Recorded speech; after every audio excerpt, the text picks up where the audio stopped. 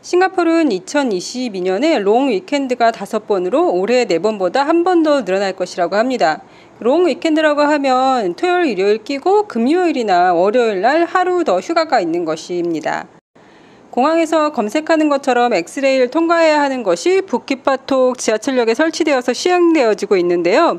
이거는 부킷바톡뿐만 아니라 이제 돌아가면서 시행을 할 거라고 해요. 새로 지정된 교통법에 의하면 이런 검색뿐만 아니라 공항에서 이런 기계를 통과하고 나오면 다시 검사 요원들이 몸수색을 한 번 더 하잖아요. 그것처럼 겉어뒤로 기계를 잡은 손을 움직여 검색을 하는 것을 시행한다고 합니다. 이건 모든 사람들한테 다 시행하는 게 아니라 일부 사람들한테만 하는 것 같은데요. 검사하자고 하면 좀 기분 나쁠 것 같아요. 만약 검사를 거부하면 지하철이나 버스 타는 것이 허락되지 않을 수 있다고 합니다. 그리고 필요한 경우에는 지하철역이나 버스 인터체인지에서만 하는 게 아니라 버스 안이나 지하철 안에서도 이런 검사가 이루어질 수 있다고 합니다. 이렇게 하는 이유는 대중교통이 공격의 대상이 되기 쉽고 공격받았을 경우 많은 인명피해가 날 수 있어서 더 검사를 철저히 하기 위해서라는데요. 그래도 지하철 타러 갔다가 몸수색 당하면 기분이 너무 안 좋을 것 같습니다. 또한 예전에는 가방이나 소지품들만 검사를 할 수 있었는데요. 이제는 자켓이나 신발, 모자를 벗으라는 요구를 할 수 있다고 합니다. 토크 투자회사라는 비트코인을 거래하는 투자회사가 있었는데요. 여기에 투자한 사람들이 모두 돈을 잃게 생겼습니다. 토크 투자회사 회장이 투자자들한테 편지를 보냈는데요.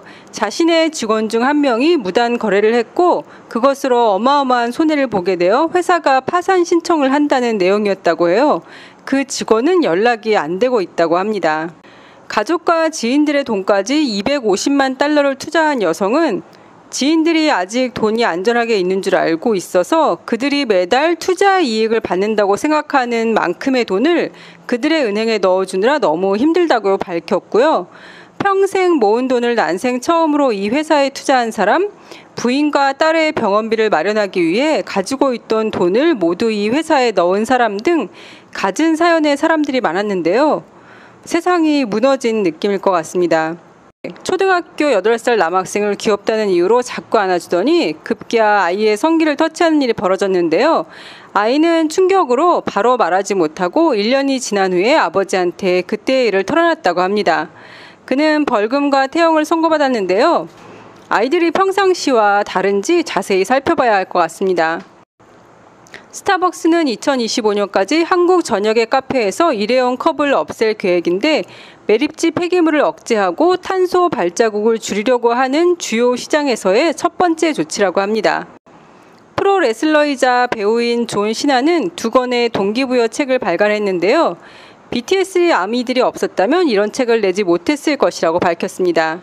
4년 전쯤 무기력증에 빠져 있었고 그런 것에 대해서 트위터에 적기 시작했는데 그때 마침 BTS의 Love Yourself라는 노래가 나왔고 많은 사람들이 스스로 사랑하는 것에 대해서 얘기하기 시작했고 본인 또한 자신에 대해서 충분히 고려해보지 못했다는 것을 알게 되었다고 합니다. 그 후부터는 자신 스스로를 사랑하는 것에 대한 트윗을 하기 시작했고 BTS의 아미들이 많이 공감해주면서 응원을 해주었나 봐요. 그때 트윗을 올린 내용들을 엮어서 책을 내었다고 하는데요. 자신의 힘든 상황을 들어주며 스스로를 사랑하라고 응원해주던 아미들이 없었다면 아마 이 책도 없었을 거라고 엘렌 쇼에 나와서 밝혔습니다. 그는 또한 K-팝에 감사하고 자신을 열정적인 사람으로 만들어준 BTS에 감사하다고 밝혔는데요. 심지어 그가 출연했던 영화 파이어에서는 BTS의 노래 파이어가 삽입되기도 했었고 토크쇼에서는 BTS를 가리키며 인기가 있을 때 좋은 일을 위해 목소리를 내는 것이 너무 좋다고 밝혔다고 합니다. BTS의 찐 팬인가 봅니다. 그럼 오늘도 행복하세요.